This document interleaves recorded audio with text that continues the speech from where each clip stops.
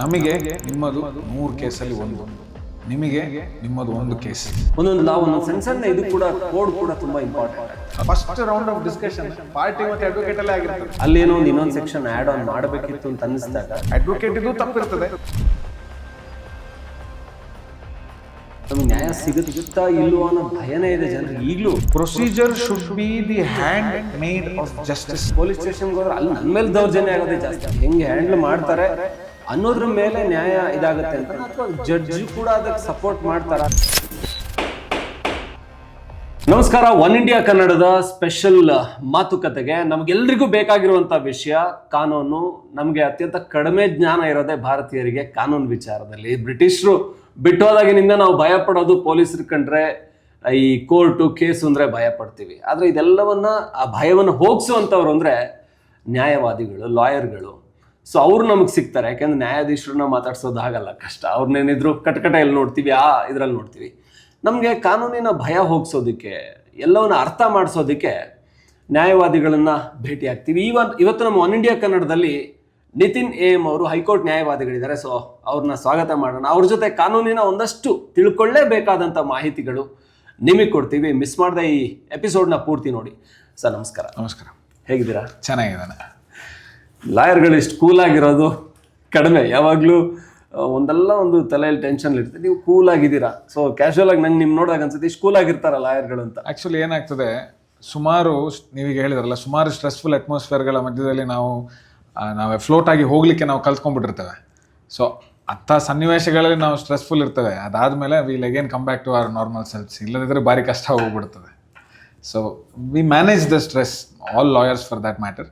ಏನಾಗ್ತದೆ, ಕೇಸ್ಗಳು ಬಂದಾಗ ಕೇಸ್ಗಳ ವಿಚಾರದಲ್ಲಿ ನಾವು ಎಷ್ಟು ತಲೆ ಕೆಡಿಸ್ಕೊಂಡು ನಾವು ಅದನ್ನು ಓದಿರ್ತೇವೆ, ಅದನ್ನು ನಾವು ಆ ಕೇಸ್ಗಳಲ್ಲಿ ಅದರ ಭಾಗವಾಗಿ ಬಿಡ್ತೇವೆ. ಕೇಸ್ಗಳ ಪ್ರೊಸೀಡಿಂಗ್ಸ್ ಮುಗಿದು ನಾವು ಹೊರಗಡೆ ಬಂದಾಗ ಮತ್ತೆ ಪುನಃ ಇನ್ನೊಂದು ಕೇಸಿಗೋಸ್ಕರ ಹೋಗ್ತಾ ಇರ್ತೇವೆ. ಸೊ ನಾವು ಅದೇ ಲೈನಲ್ಲಿ ನಮಗೆ ಆ ಸ್ಟ್ರೆಸ್ ನಾವು ಮೇಂಟೈನ್ ಮಾಡ್ಕೊಂಡು ಹೋಗ್ಲಿಕ್ಕೆ ನಮಗೆ ಭಾರಿ ಕಷ್ಟ ಆಗ್ಬಿಡ್ತದೆ. ಆ ಮೊಮೆಂಟಲ್ಲಿ ಇರೋ ಸ್ಟ್ರೆಸ್ ಸಬ್ಸಿಕ್ವೆಂಟ್ಲಿ ಇರೋದಿಲ್ಲ. ಮ್ಯಾನೇಜ್ ದ್ಯಾಟ್ ಅಂದು ಕೂಲ್ ಆಗಾದ್ರೆ. ಸರ್, ಇಲ್ಲಿ ನನಗೆ ಇದು ನೀವು ಹೇಳ್ತಾ ಇದ್ದಾಗ ಸಡನ್ ನೆನಪಾಗಿದೆ ಏನಂದರೆ, ಈ ಕೇಸಲ್ಲಿ ಆ ಒಂದು ಲಾ ವಿಚಾರದಲ್ಲಿ ಸಣ್ಣ ಸಣ್ಣ ಒಂದೊಂದು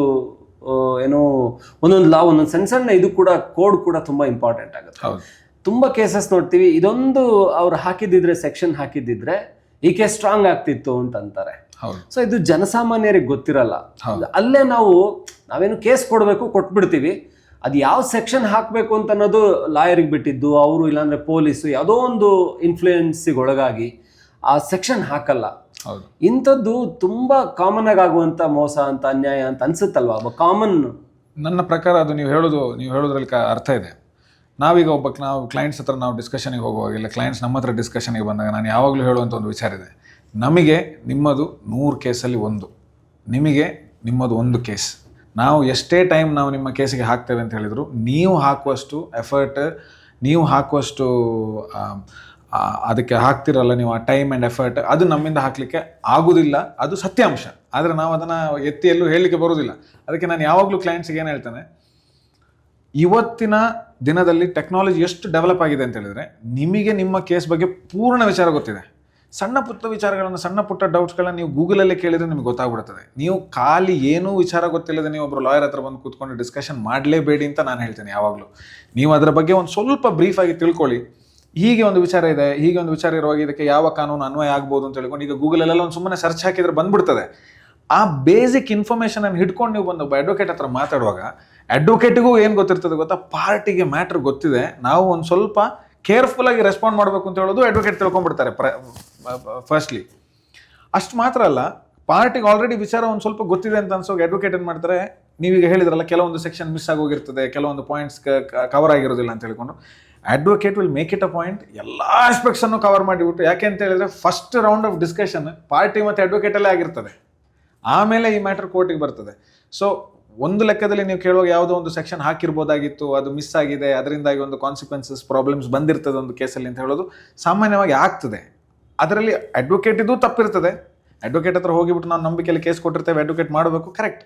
ಈಕ್ವಲಿ ಪಾರ್ಟಿಗೂ ಒಂದು ರೆಸ್ಪಾನ್ಸಿಬಿಲಿಟಿ ಇರ್ತದೆ. ಆ ರೆಸ್ಪಾನ್ಸಿಬಿಲಿಟಿ ಪಾರ್ಟೀಸು ಒಂದು ಸ್ವಲ್ಪ, ಈಗ ಹಳೆ ಟೈಮ್ ಪ್ರಕಾರ